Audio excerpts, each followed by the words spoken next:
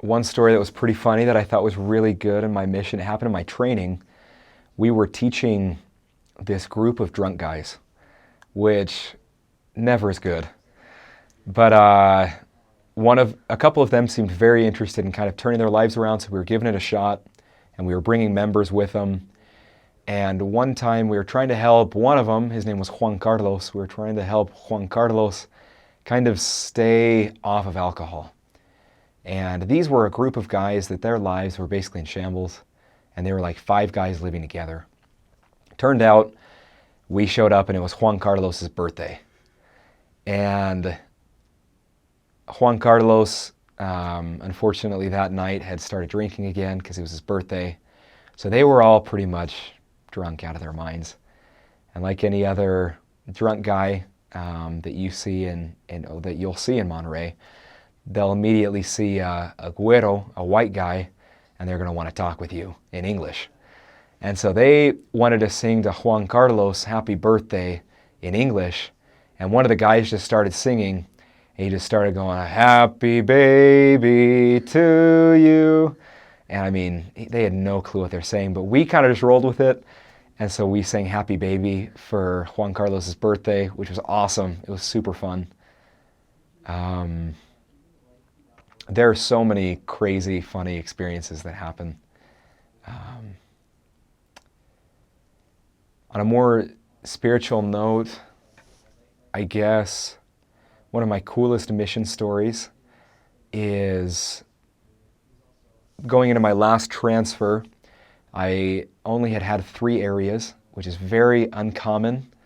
I had 6 months in one area, 10.5 months in the next, 6 months in one, and then I had 1 transfer left. So I was pretty sure I was just going to stay there and end my mission.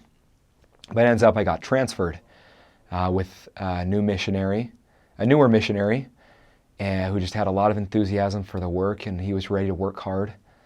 And I was just kind of there to be his companion.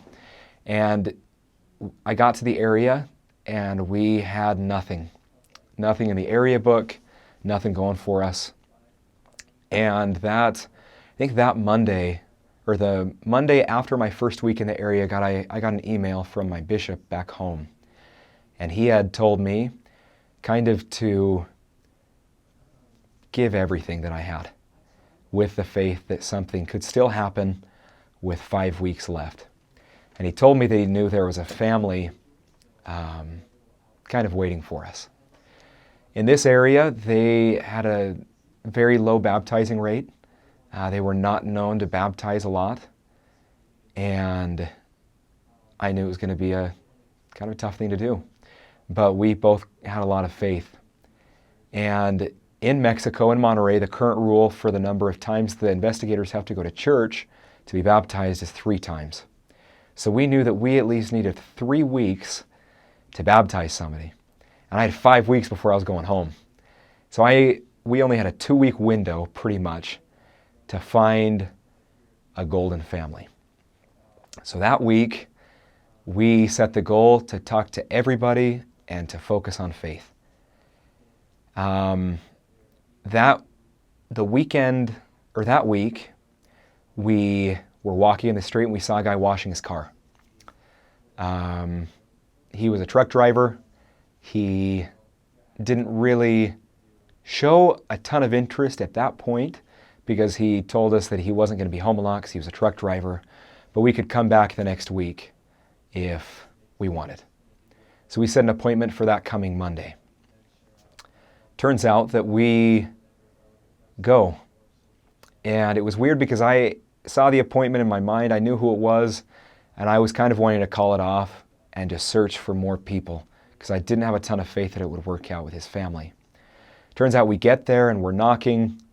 It took a while for them to come out, but his wife answers and lets us in. And we taught her a little bit briefly on her porch. Slowly we kept teaching her. She comes to church that Sunday with her kids, with her 3 kids. They were the most prepared investigators that I had through my whole mission. And my last Sunday in the mission, So your last week in the mission, you go to the mission home on Monday, and your flight leaves, I believe, Tuesday. And so my last Sunday, the day before I reported to the mission offices, we baptized his wife and their 2 kids. I got an email about a month ago that he had been baptized, and now their youngest daughter, who turns 8, I believe this coming month, she'll be baptized this next month. That was the only family, the only complete family that I baptized in my mission. And it was in the 11th hour. Miracles happen in Monterrey. We aren't known to baptize 100 people per missionary in their mission, but miracles definitely happen. So, yeah.